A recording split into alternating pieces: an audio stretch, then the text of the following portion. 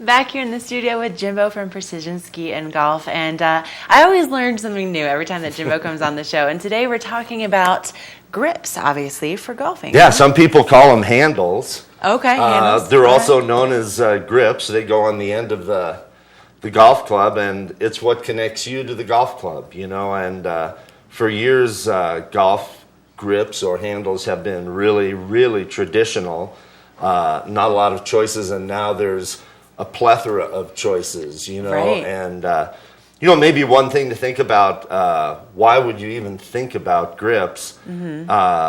Most pros will say that it's the biggest thing that any golfer could do to improve their game, because they play with their grips long past the life of the grip. You know, up here, a lot of grips are made out of, just like this grip right here, it's just a piece of rubber. It's a solid piece of rubber. You guys see that kind of?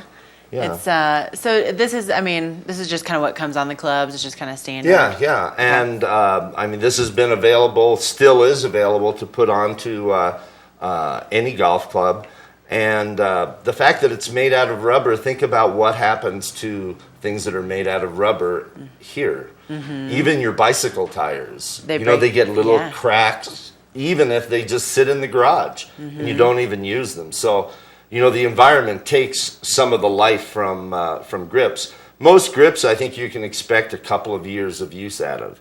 After that, the grip becomes too slippery to hold on to, and it starts to interfere with proper golf swing technique. Right, or just making you happy by the end of the day when you're out exactly. there on the course. And you know, what you just said is so important. Being in a happy place when you swing the club is so important. If you feel that you have to hold on to the grip so tightly because it's worn and slippery, I mean, that isn't a good thought process to have. You really want to be in a happy place when you swing the club. You'll have a much better result, you know. Right. Now, how do you know what kind of grip might be right for you?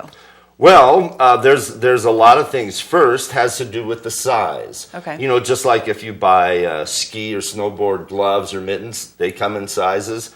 Grips come in sizes.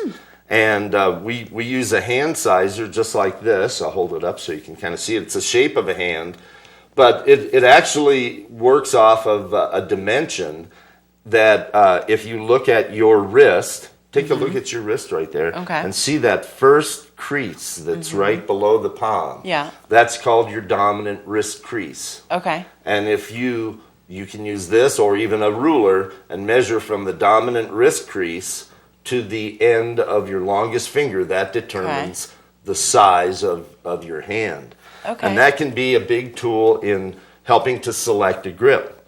There are other ways. For example, I use a standard size grip, just like this right here. And if you grip the club and take away your right hand and take a look at how these two, the middle fingers, react with the cheek of your palm right here, it should be just touching.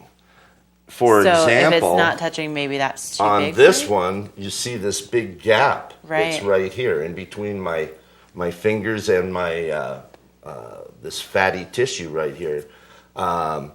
This grip is too big, and it tends to lock your wrists. Sometimes a big grip can be good for someone that has arthritis or maybe an injured finger or two that doesn't give them the ability to hold on to a grip very well. Having a bigger grip makes a difference. You know, so one of the things that we do is we make sure that the grips are the right size. And then the type of materials that are available, like feel the difference in this. And I know you're not even a golfer, but you can feel that. That feels like almost like you're holding on to a rose bush. Right, yeah, super grippy. Yep, and compare the feeling of that to that. Oh, wow, totally different. Yeah, totally different. They both serve the same function. They provide the interface between you and the golf club. And some people prefer a real textured feeling, so that the club doesn't spin in your hand. And other people like a nice softer feeling that might absorb some shock and make their hands feel more relaxed when they're swinging the club. Nice. So, and obviously there's a lot to choose from too. There's a couple different colors and styles. So really custom experience. Very, if you're going to play golf, why not give yourself the best opportunity to have a good shot, and that starts with having a good grip. And if the grip is worn, it should be replaced. If it's not the right size, it should be replaced. It costs an average of about $5 to $10 per club to get them regripped.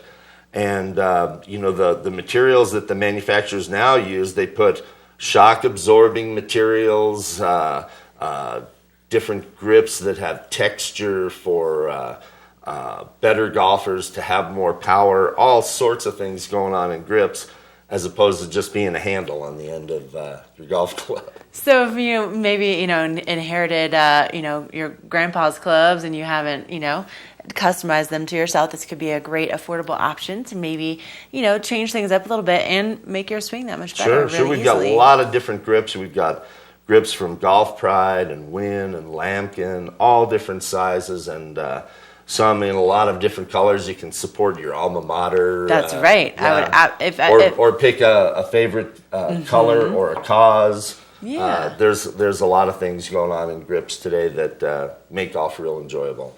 So, Jimbo, where are you guys located? We're on Summit Boulevard, across from Walmart area. And we're open in the mornings and in the late afternoon, so 9 till noon and 3 until 5. So hopefully during that noon to 3, you're out there actually golfing yourself? I've been known to do that once or twice. Well, I have to tell you, these guys are the best in the business, and whether it's skiing or golfing, the experience is there to back it up. How long have you been around for? We just had our 30-year anniversary this past winter, so it's quite we've the been at it a accomplishment. while. Yep, quite it's a lot the of fun. But if you need to get your golf game back in check, you need to really improve it, this could be a great way to do it. So stop on in, and not between the hours of 12 and 3 though. Jimbo's gonna be out golfing, so head on over there to Precision.